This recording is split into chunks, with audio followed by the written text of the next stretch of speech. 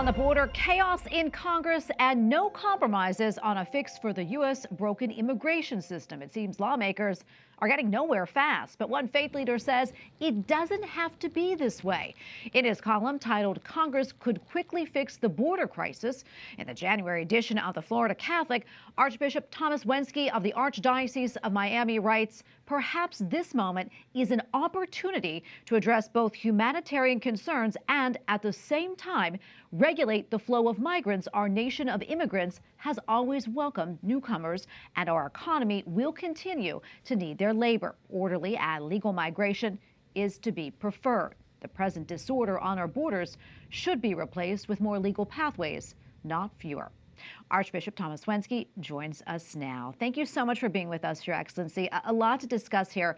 But first, I want to get your reaction to what happened yesterday with the border deal. What are your thoughts on that? Well, I think it fell apart, and it was predictable that it would do so.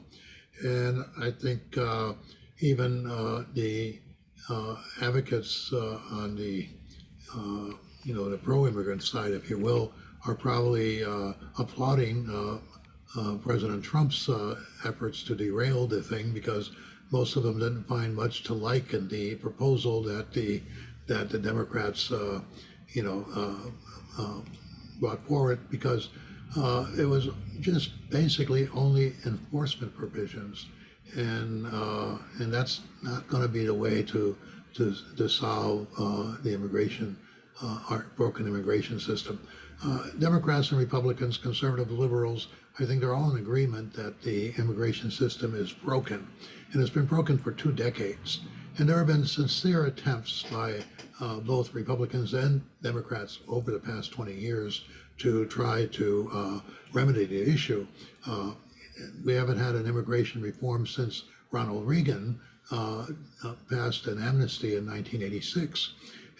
George Bush was close to getting one done in 2001, 2002. Senator Mel Martinez, a Republican, also tried very hard to get immigration reform through, as did Marco Rubio a few years ago. And so, there have been bipartisan efforts on both sides to bring about a comprehensive immigration reform. But it all falls apart because both sides, or at least some people on both sides, use it as a wedge issue to appeal to the most extreme parts of each of their parties. And so you have some very anti or neo-nativist among the Republicans that want to stop all types of immigration, and on the other side you have the Democrats that open border type of thing, and so by paralyzing any efforts at change, they keep this issue alive, and they can use it as a wedge issue when it comes time for campaigns. And that's what we've seen happen year and year again. So that's unfortunate.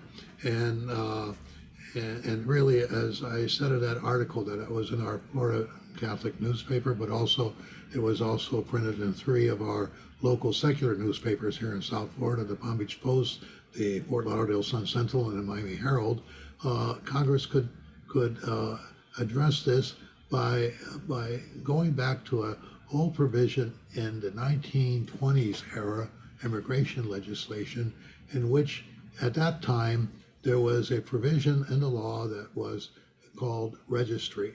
And that in the 1920s, it said if anybody that was in the United States before such and such a date in 1921 or 1922, and they had good moral character, they could apply for regularization of their status. Yeah, and Your Excellency, I'm so sorry to jump in here. Unfortunately, we're running out of time, but would love to talk more about this another time. We'd love to have you back on to talk more about this. Such a subject that really needs a little bit more time for analysis. We thank you so much.